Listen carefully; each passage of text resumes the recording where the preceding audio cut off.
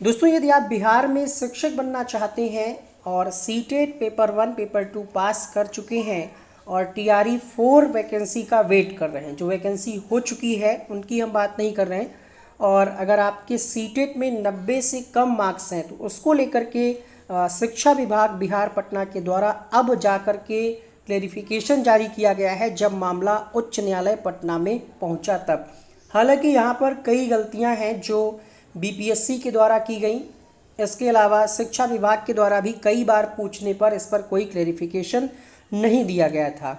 Actually हुआ ये था, जो बीपीएससी का टीआरई 1 का, टीआरई 2 का, टीआरई 3 का जो भी नोटिफिकेशन आए उसमें यही मेंशन था कि सीटेट में 90 मार्क्स चाहिए, लेकिन महिलाओं को यहाँ पर आरक्षण की बात कही जा रही थी। इस वजह से जिनके भी नंबर 90 से कम थे उन लोगों ने भी फॉर्म फिल किया था। अदर स्टेट के लिए वैसे 90 मार्क्स होने चाहिए, लेकिन महिलाओं को आरक्षण था, इस वजह से काफ़ी महिलाओं ने फॉर्म फिल किया और पेपर देने भी आए। कुछ लोगों का सिलेक्शन हो गया, कुछ लोगों का चयन होने के बाद नियुक्ति पत्र रोक दिया गया था, और कुछ लोग ऐसे हैं जो काउंसलिंग में नंबर तो चेक नहीं किए गए थे बहुत सारे लोगों के, तो कुछ लोग जॉब भी कर रहे हैं, तो उनके साथ थोड़ा सा दुखद होगा ये, जो कि नहीं होना चाहिए था। अब देखते हैं इस पर क्या कुछ होता है, और अगर कोर्ट में नोटिफिकेशन को आधार मान करके लड़ाई लड़ी जाएगी तो सफलता हासिल होगी। ऐसा नहीं है कि अभी सब कुछ खत्म हो गया। अब यहाँ पर इस नोटिस में क्या कुछ कहा जा रहा है, आइए हम आपको पढ़ करके समझाने का प्रयास करते हैं। नोटिस जो है 15, यहाँ पर तारीख बहुत अच्छे से पढ़ने में नहीं आ रही है, अगले पेज में हम आपको दिखा दें, आप देख पा रहे होंगे 14/5, यानी यहाँ पर देखिए 15/5, यानी मई में 15 तारीख को ये जवाब शिक्षा विभाग के द्वारा दिया गया है। कहा जा रहा है, विषयगत मामले में माननीय उच्च न्यायालय पटना में दायर याचिका संख्या इतनी इब्देशाम शाही बनाम राज्य सरकार एवं अन्य में 1/4/2024 को पारित न्यायाधीश के आलोक में आदेश पारित किया जाना है। माननीय उच्च न्यायालय द्वारा पारित न्यायाधीश के मुख्य कार्यकारी अंश निम्नवत हैं। ये आदेश दिया गया है। आगे यहाँ पर कहा जा रहा है कि माननीय उच्च न्यायालय द्वारा पारित आदेश के अनुपालन हेतु आवेदिका द्वारा समर्पित अभ्यावेदन के परिप्रेक्ष्य में 24/4/2024 को अधोहस्ताक्षरी कक्ष में सुनवाई की गई। सुनवाई के क्रम में आवेदिका उपस्थित हुई, उन्होंने स्वयं अपना पक्ष रखा। सुनवाई के क्रम में आवेदिका द्वारा यह कहा गया कि बीपीएससी का जो विज्ञापन था 27, यानी जो आपका दूसरी वाली जो वैकेंसी आई थी उसकी बात यहाँ पर कही जा रही है, जो परीक्षा पेंडिंग में है उसकी बात नहीं, जो दूसरी वाली वैकेंसी आई थी विज्ञापन संख्या 27 2023 में हुई थी। 6 से 8 तक के विद्यालय अध्यापक के पद पर नियुक्ति हेतु सफल घोषित करते हुए अरवल जिला आवंटित किया गया है।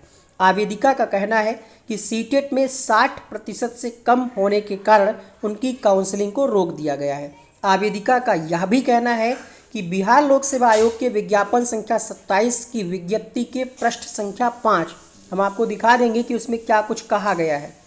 सामान्य कोटि की महिलाओं को सीटेट में 55% अंक होना आवश्यक है।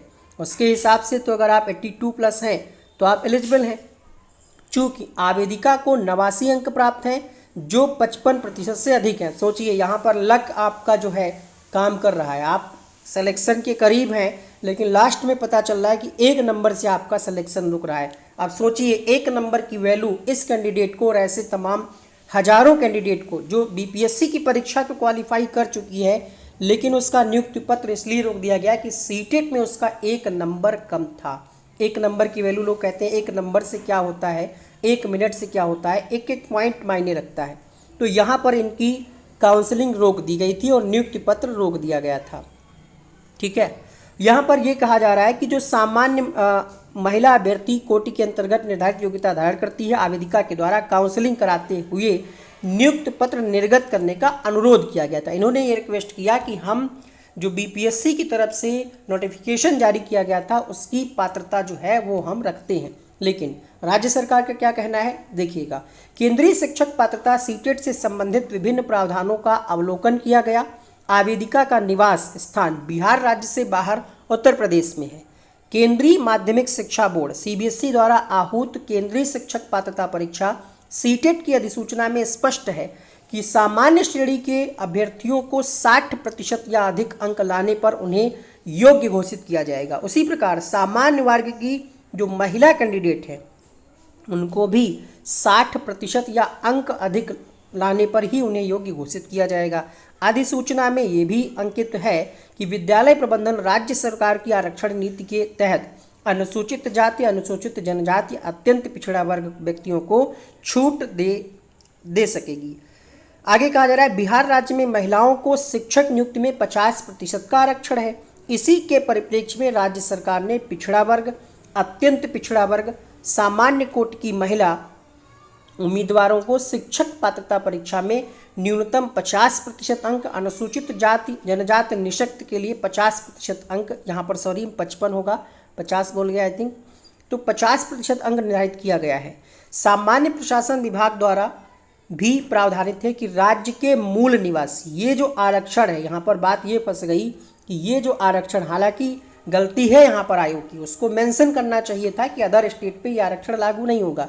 बट जब भी फॉर्म भरे जा रहे थे तो हमने भी इस पर वीडियोस बनाया था और हमने यही कहा था कि आप अपनी रिस्क पर फॉर्म भर सकते हैं। ऐसा नहीं, बहुत सारे लोग जॉब कर रहे हैं, उनकी सैलरी भी आ रही है, लेकिन अब जब राज्य सरकार ने ये चीज़ क्लियर कर दिया है और इसकी प्रतिलिपि तमाम देखिए सभी जिला पदाधिकारियों को भेजी गई है, तो अब जो है सभी जिला पदाधिकारियों से लिस्ट ढूंढी जाएगी, डॉक्यूमेंट फिर से चेक किए जाएंगे और जिनका नंबर कम है उनकी नौकरी खतरे में है। ये वीडियो इसलिए बना रहे हैं कि अगर आप TRE 4 की तैयारी कर रहे हैं तो आपके लिए ये जरूरी है कि जो सीटेट की परीक्षा है जुलाई में, उसका पास करना आपके लिए बहुत ज़रूरी है। अगर आपका नंबर 90 से कम है, अदर स्टेट से हैं, पहले आपकी जुलाई में ये सीटेट की परीक्षा होगी, तो ये पास करना आपके लिए ज़रूरी है और अच्छे नंबरों से पास करिएगा, ठीक है। तो यहाँ पर ये कह रहे हैं कि राज्य के मूल निवासी ही बिहार अधिनियम 3 1992 के अधीन राज्य में आरक्षण का लाभ प्राप्त कर सकते हैं। राज्य के बाहर के निवासी इस अधिनियम के अधीन आरक्षण के लाभ हेतु दावा नहीं करेंगे। चूंकि आवेदिका राज्य के बाहर की निवासी है, सामान्य श्रेणी में आती है, इसलिए इनको आरक्षण नहीं मिलेगा बिहार राज्य के अंतर्गत। उक्त के परिप्रेक्ष्य में ही बिहार राज्य के बाहर के महिला अभ्यर्थियों को शिक्षक पात्रता परीक्षा में भी उत्तीर्णांक हेतु 5% का छूट दे नहीं होगा। फलस्वरूप आवेदिका बिहार राज्य में पात्रता परीक्षा में उत्तीर्ण नहीं मानी जाएगी। वर्णित स्थिति में माननीय उच्च न्यायालय पटना में दायर याचिका संख्या इतनी, ये नाम है 1424 को न्यायिक न्यायाधीश के आलोक में आवेदनकर्ता के अभ्यावेदन के माध्यम से समर्पित आवेदन के दावे को अस्वीकृत करते हुए मामले को निस्तारित किया जाता है। तो ये मामला इनका तो निपट गया है, बट अगर शिक्षा विभाग अपने पे आ गया नियमों पे, तो इस लेटर के माध्यम से हजारों लोगों की नौकरी जा सकती है। बहुत सारे लोग जॉब कर रहे हैं, सैलरी उठा रहे हैं। हमारा उद्देश्य ये नहीं कि किसी की जॉब चली जाए, अगर किसी की जॉब मिलने के बाद जाएगी तो बहुत कष्ट होता है, ठीक है, समझ सकते हैं सारी चीज़ें। बट अगर आपका एग्ज़ाम है सीटेट का तो उसको सीरियसली आप क्वालिफाई करिएगा। 90 से कम होंगे तो आप इस परीक्षा में बैठ नहीं पाएंगे, ठीक है। ये सभी जिला अधिकारियों को भेजी गई है। जिला के जो शिक्षा पदाधिकारी हैं DEO उनको भेजी गई है, DPO को भी भेजी गई है और जिनका ये प्रार्थना पत्र था उनको भेजी गई। तो अब देखते हैं आगे क्या होता है। ये अरवल जिले का मामला था, अब इसको लेकर के शिक्षा विभाग में और तमाम लोगों के बीच हड़कंप मच गया है। इस बारे में आपके क्या कुछ विचार हैं, कमेंट बॉक्स में लिखिएगा।